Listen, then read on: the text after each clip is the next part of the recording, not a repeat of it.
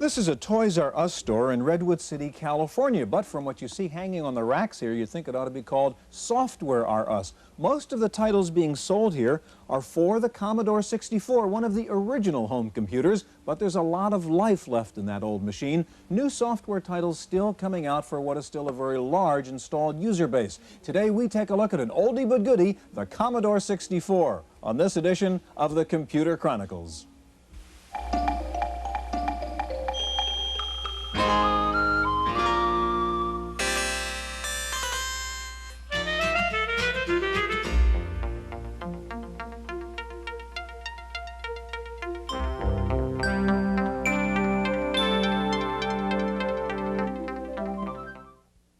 The Computer Chronicles is made possible in part by McGraw-Hill, publishers of Byte magazine, and BIX, the Byte Information Exchange.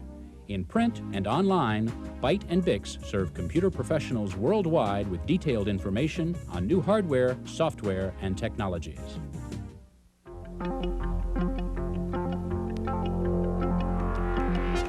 Welcome to the Computer Chronicles. I'm Stuart Chaffee. This is Gary Kildall. And Gary, I'm playing this new game from Spectrum Holobyte called Tetris.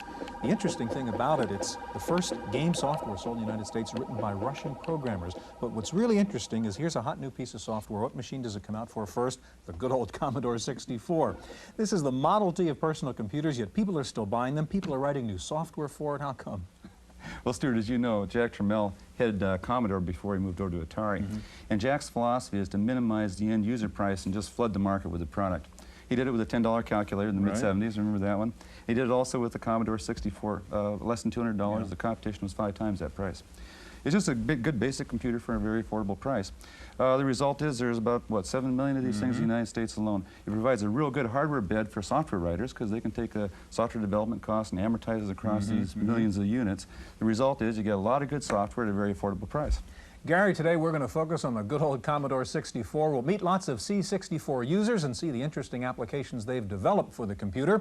Now, one of the reasons the Commodore 64 is still around is it got a new operating system a couple of years ago, something called GEOS. We begin today by visiting the man who wrote GEOS, Brian Doherty, at Berkeley Softworks. The history of personal computers is marked by some spectacular successes and failures. But the award for popularity must go to the Commodore 64, a little 8-bit machine that refuses to die. The 64's commercial success and its enormous user base have inspired some software developers to take a second look at the 64's potential. One of those companies is Berkeley Softworks, next to the university campus in Berkeley, California. What we did is we looked at these markets, at the Commodore 64 market first and the Apple II, and basically it takes a while for people to really push a machine to its total limits. And one of the things that we really believe in here that the rest of the software world, I think, has only really started to catch on to is using very sophisticated development tools. And the net of all that is we're capable now of developing applications for these machines that I don't think people really thought these machines were capable of performing. Berkeley's most important product is the GEOS operating system, a graphic interface for the 64 and 128 that features pull-down menus, icons, and windows. The new operating system opens the door to some very sophisticated applications, like a spreadsheet called GeoCalc, and GeoFile, a database with user-designed forms. There's even a desktop publishing package, something usually requiring big memories and big budgets. But at Berkeley Softworks, it's all in the code. Mainly it's by coding much more efficiently. The theorem of computer science is any computer program can be implemented by a 1-bit Turing machine. That's actually a theory that's been proven in computer science. So even this 8-bit processor is capable of doing all the things that a much more expensive computer, like say a Macintosh or an IBM PC, is capable of doing. Now, it may not be able to do it as fast, although we try to make up for the limitations and the capability of the machine by programming more efficiently. But you can actually do anything with a computer.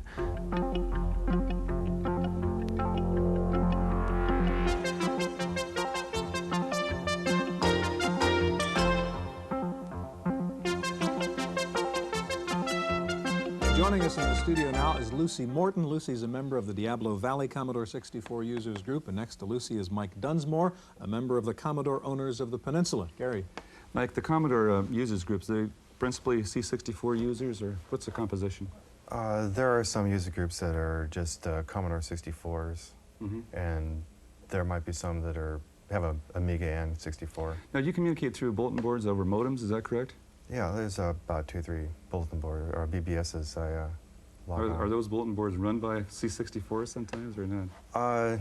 Generally on another machine, but they might have Commodore 64 database and downloads, uploads. Hey, Lucy, you may be a little presumptuous of me, but you don't appear to be the average game player of using a Commodore 64. Why did you buy a C64? Well, we have always been interested in computers, and my husband also does some programming. And the program is very easy on this machine because you can edit it very easily, and we make mistakes very often. So you're primarily programming in BASIC then, That's huh? right, in BASIC. Now, you have a program that you wrote that helps you make sweaters, is that correct? Well, it helps me to chart them. The making is something else. Okay. Can you tell us a little bit about it? Yes, this is an interactive program, and as you run through the program, it asks you what style you would like. And you have to have one thing before you start, which is the number of stitches per inch and the number of rows per inch, which you get from a swatch like this. All right, we've already decided that we're going to make a jacket and that we're going to have a knit-on band that is knit right in one with a sweater. And so we're going to have it in ribbing. And now we have to decide if we want a V-neck. I think we'll select a V-neck today. And we're going to put the neckband right in one with the front band, so it's a little faster. So the program leads you through this series It of leads you through the questions. whole thing. Then what kind of sleeve do you want? Well, let's take no sleeve for this. Well, let's have a raglan sleeve. Then it asks, do you want long or short? And it will go on with this sort of thing. Do you want a fitted sleeve or straight sleeve? And it goes on through all the questions. Then it will program. Yeah, what do you end up with? Show us the Yes, printout. it will do this on the screen also, but it will end up with something like this, which I guess is this what you'd like to see? Yeah. Yes. Now this Open up prints here a little out, yes, this prints out all the directions for a sweater very similar to the one that I have on. And the one you're wearing, you designed Yes, using your own program. yes, that's right. That's great. I'm going to turn to Mike now. If you could Yes. slide the computer over to Mike. And Mike, you've been using the C64 to do some kind of artwork. Tell me what you do. Yeah, I've made a few pictures, screens. For what particular purpose? Well, just to make a picture, or sometimes I would put them in it would be a title screen for a program I was working on, or for a menu. And you use the C64 plus what else? Koala Pad. And what kind of software? There's a Koala Pad, The a Koala Koala Pad Painter. software itself. Yeah. Okay, can you show us some of the things you do with Koala Pad? Sure, let me load this Okay. Koala Painter in. Okay, I have the menu here. What you would do is you could catalog the disk from that icon. You could save, get, or name and save, so we can just click on the get. Okay, suppose we want to look at wackos there. Okay, so we click on get and go up to Wacko, press the button. I already have it loaded. Okay. This is the picture. Okay, that's pretty good. And that is what? What did you create this for? This was for a bulletin board that I knew the guy that was running it, and he wanted to. The Wacko World board. Yeah, the Wacko World. Yeah. Okay, can you pull up something else you're in the middle of working on? Sure. Just go to swap here, hit that. This is for a program, a menu program. All you would see is this screen here, and I could press A, B, C, D, E, F, G. Suppose you wanted to add some artwork to that screen now. How would you do that? Okay, there's a part down at the bottom I'm still working on. Go to zoom here, put the window down here, and touch up these letters. Select a color. So I want to get rid of that green line. I just do it pixel by pixel, or I could drag the pointer across. And then you could just paint a graphic in that little space on the right if you wanted to, or Yeah. anything you want to do there, huh? This really, it's time consuming. Yeah. Well, one of the interesting things is that this is a composite video, same as your little That's camcorders right, and so right. forth, so you could actually make titles and all sorts of things for your home videos. And the interesting thing, I guess, Mike, I mean, you have your sort of graphics design station here for an investment of probably well under $400 compared to some of the expensive systems we've seen here Well before. under that. Okay, Lucy and Mike, thank you very much. As we've seen, users groups have been a very important element of the success of the Commodore 64. We asked Wendy Woods to go visit a users group meeting in Foster City, California, and here's her report. If you buy for price, you don't always get good service. And that's especially true for Commodore 64 and 128 owners whose low-cost machines get no support from the mass merchandisers who sell them. Enter the Commodore Users Group, like this one in Foster City, California, where people like Ralph Hornbrook try out programs, trade tips, and just plain get the help that they need. It's almost impossible to describe the help. I mean, being an absolute neophyte 3 or 4 years ago, we knew nothing. Where do you go? What do you do? How do you work these things? We knew we wanted to get into it, but we didn't know how to get into it. What we do is we offer a informal hand-holding type meeting where if somebody doesn't understand how to use a computer, we'll sit down with them, show them how to operate it, show them how to do the various processes that are required to run programs, and show them how to put everything together. In other words, just how to use their computer and use it to productive advantage. Despite the fact that the more powerful Amiga is now seen at the Commodore Users Group meetings, interest in the C64 is still going strong. The price keeps dropping and people keep buying them, which is why it should come as no surprise that membership in groups like this has actually increased over the years. In Foster City, California, for the Computer Chronicles, I'm Wendy Woods.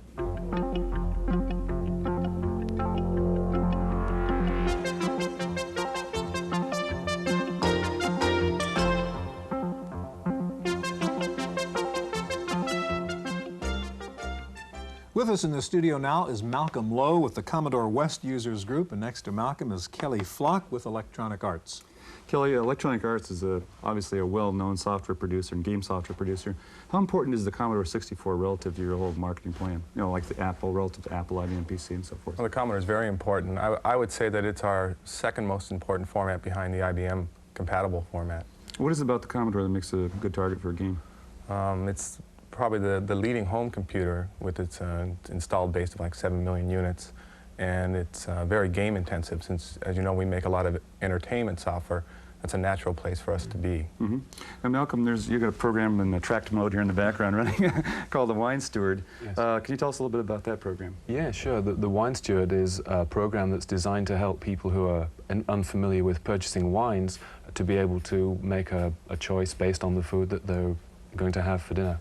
Mm-hmm. Okay, and this was written for the 64, and it's used in supermarkets, I understand. That's correct, yes. Show us how you'd use it. Yeah, sure. The basic screen is a menu of choices. You move down the menu with the using a white button that's on a cabinet, mm-hmm. and using the green button, you select a further menu. Move down to the choice and select again, and you will be given a choice of total of 9 wines. Okay, so it's making its decision as to what wines to recommend. And that's correct. And there are 3 on the first screen, which are budget price wines. The second screen offers you another 3 at popular price, and the third at premium price wines. How do people like this? They seem to take to it very well indeed. Any particular reason why you wrote it for the Commodore 64? Pretty well an easy computer to program for. Mm-hmm. It has lots of features, particularly color, and you can program different fonts for it. Yeah.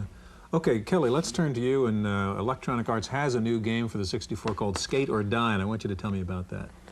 This is a multi-event game where it's kind of like a skateboard simulation where you get to do all the things that you wouldn't normally do unless you... You don't want to risk your knees and your elbow. Right, all the fun and none of the scars, as we say. Okay, Kelly, show me how you play Skate or Die. Okay, this is the half pipe, which is regular skateboarding event, and you do it through a combination that's a kick turn of joystick moves and button controls.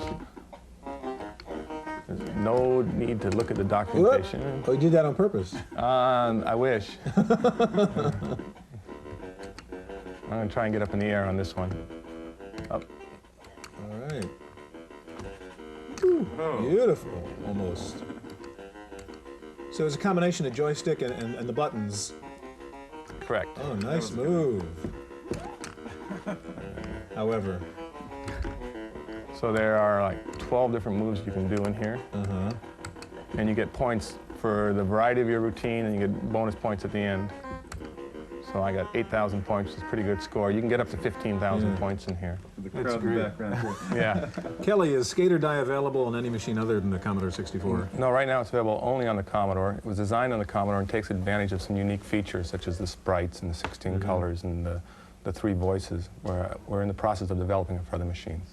Now, Kelly, are there more things you can do besides just skating on this ramp? Or what There's a else? total of 5 events. The ramp is the only event modeled on real skateboarding, but there's a couple of downhill events where you can break bottles and skate through bushes and through a drain pipe. And there's a pull joust event where you have 3 computer opponents and you get to whop them with the little marine bopping stick. It's a pretty fun little game. Now, what about the price? The suggested retail on it is $29.95. Okay. And is there something about the Commodore market? You just don't get more than $30 for games? As the Commodore market gets older, it becomes more price sensitive. There's a lot more product developed for it as opposed to, say, a market like the Amiga where there are very few games right now. So it's going to be something you're de-emphasizing after a while? No, we make it up in volume. Okay. How do we do it? In volume. Kelly, Malcolm, thank you very much. Gary, earlier this week I got a chance to talk to the new president of Commodore, Max Toy, and I started out by asking him if Commodore looks at the 64 as really a game machine. Well, it would be real easy to say that, but what we have seen in the marketplace is that it's continuing to be used in business. We're seeing it used on broader applications than we've ever seen before. Commodore 64 is being used for desktop publishing. It's being used in the small, tiny business.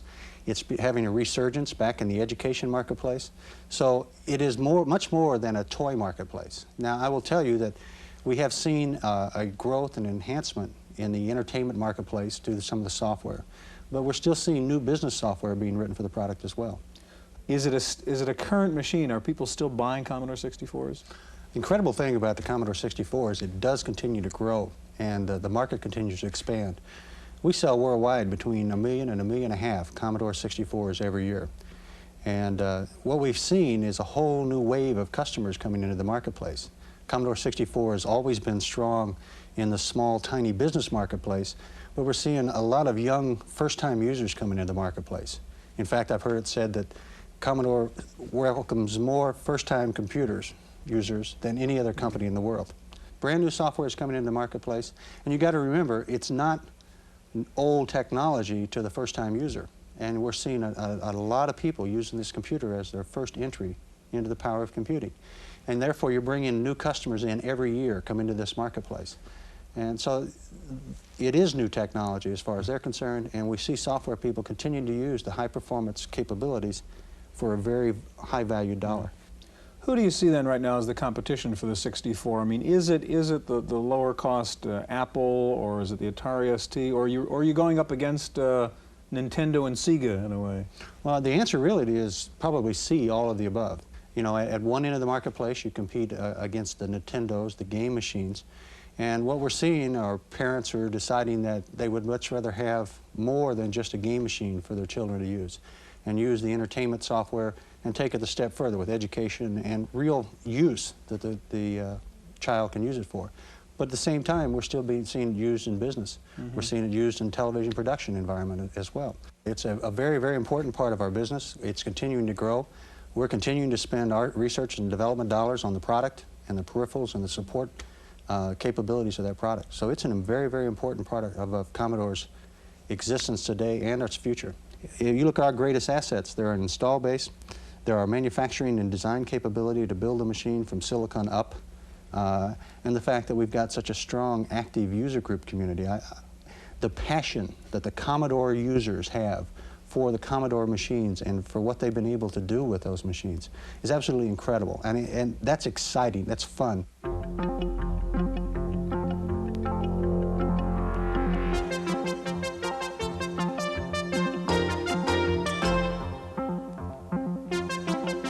Joining us in the studio now is Bill Morrow, a Commodore 64 user from Pacifica, California, and behind Bill, Gary, is a table full of synthesizers, all hooked up to a 64. Bill, you're a very accomplished musician. What is it about this Commodore 64 that makes it a good music computer? Number one, it's very inexpensive. The other thing is the SID chip, and that's the sound interface device. Okay, what does the SID chip do? Well, it makes sound. It has 3 musicians in it, you could say. And these 3 musicians can play individual notes separate, or they can play them simultaneously. We can have a flute and a bass and a violin playing all at the same time. Okay, and then you can experiment with the different sounds and mix them and so forth. I can study the attack, delay, and sustain and release. Okay. Now you've got some software in here, some composition software called Master Composer, is it? Uh-huh. Show us how that works using the SID chip, Bill. Well, here you can see I already entered a few notes. Let me go over here. And I have 3 voices. I've got my musician number 2 here. And you see I have some rest up there. So I have about, I would say I have 16 positions that I can okay, and if you wanted to go ahead now and listen to that music, you would just put in there. And this is using only a SID chip, right? Right. No synthesizers, right? No, just the Commodore. Okay. Power. Okay, you want to listen to? Yeah. All right.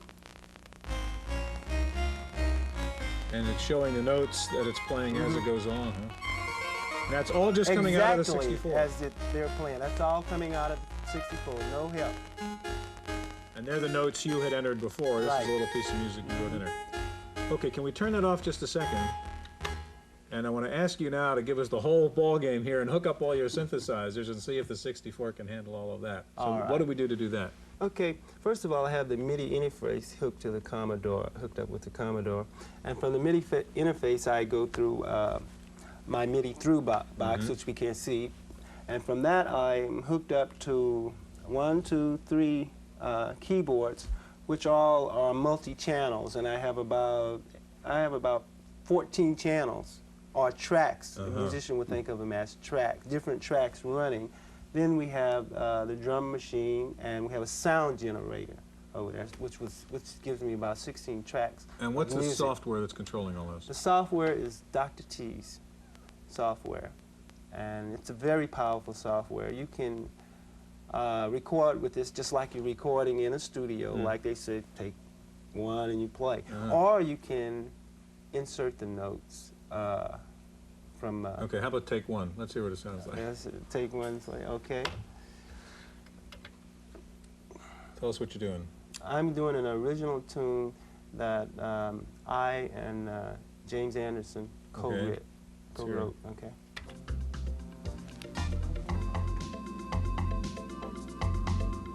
That's pretty darn good. Yeah, that's what it is.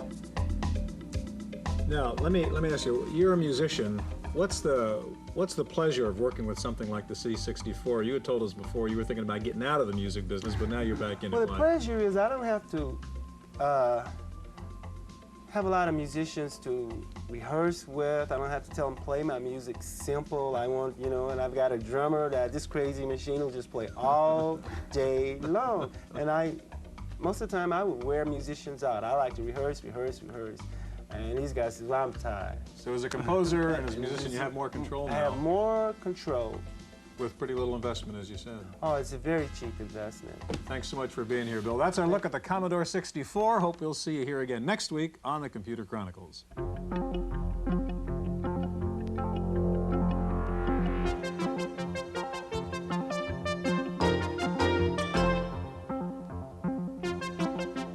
Random access file this week. There are reports that the new DBase 4 program has some bugs in the SQL mode. Byte Magazine's Microbyte service and a company called Quadbase have both reported that responses to SQL query statements can lead to incorrect reports on the number of records or to an internal error message that prevents the execution of the query. Ashton Tate says it is investigating the reports. The Inver virus, which attacked the Macintosh community several months ago, has been discovered on a Mac CD-ROM disk of public domain software. The virus infected 7 files on the disk, including a HyperCard stack and Stuffit. The disk is called the Mega ROM, and it's produced by Quantum Leap Technology. The company says it has found and eliminated the virus and that new copies of the disk are clean. The Inver virus was passed on through a hard disk utility. It infects applications and eventually causes an unrecoverable systems crash. The virus reportedly can be detected by the Virus Detective program, but can sneak by Apple's program called Virus RX. The Russians say they have been hit by their first computer virus. The virus, known as DOS-62, infected 80 computers at the USSR Academy of Sciences. The Russians suspect the virus got into the system after some students who attended an international summer computer camp attempted to copy some infected programs using the Academy's computers. IBM says it has developed a new experimental circuit that could lead to PCs with mainframe speed. The CMOS circuit is 1/300th the thickness of a human hair. It can switch on and off 30 billion times a second. A memory chip using the new circuit could contain up to 256 megabits of information. Time for this week's software review. Here's Paul Schindler. In our available minute, we can't settle the age-old question of whether you really need an encyclopedia or not, but if you decide you do, for yourself or your children, which would you rather have? These 20 volumes or this compact disc? This is the Electronic Encyclopedia, and it contains all the text from the Academic American Encyclopedia. That's 9 million words, 30,000 entries, 60 megabytes of data. You can pay $1 a minute to access this encyclopedia online via Dow Jones, or you pay $300 once and have this in your home. Now, we're not going to show any screens today because screens full of text aren't very interesting to look at. But I can tell you that when you give the Electronic Encyclopedia search program a word, it finds every article in the encyclopedia that includes that word and tells you the headline of the article. You can read it, print it, or put it in a disk file. Now, be careful what you do with that disk file because you don't want to plagiarize this work. Now, I know in order to use this, you need an $800 CD-ROM player for your PC. Believe me, this isn't the last CD-ROM program you'll want. The Electronic Encyclopedia is $300 from Grolier Electronic Publishing in New York. For the Computer Chronicles, I'm Paul Schindler. Hewlett-Packard has announced that it is introducing a new 386 computer that uses EISA bus architecture. The bus will enable 32-bit throughput, but will be compatible with the existing AT-type boards. The new HP machine is set to ship in the second half of 1989. SAC Technologies has introduced a new English language DOS interface called DOS Talk. It's a piece of Lisp software that lets you type in natural language commands for normal DOS functions. The software sells for $89.95. Chartered Electronics of Singapore has introduced Faxility. It's a black box which attaches to your computer and lets your fax board receive faxes, even if your PC is turned off. The box will sell for $145. It's awaiting FCC approval. Finally, what happens when two computerized machines mate? You get an ATM machine that sells stamps. Equibank of Pittsburgh is selling the new machines to banks, and the nice part is you don't even need money. The ATM will automatically charge your checking account for the stamps you buy. That's it for this week's Random Access. I'm Cynthia Steele. The Computer Chronicles is made possible in part by McGraw-Hill, publishers of Byte magazine, and BIX, the Byte Information Exchange. In print and online, Byte and BIX serve computer professionals worldwide with detailed information on new hardware, software, and technologies. For a transcript of this week's Computer Chronicles, send $4 to PTV Publications, Post Office Box 701, Kent, Ohio 44240. Please indicate program date.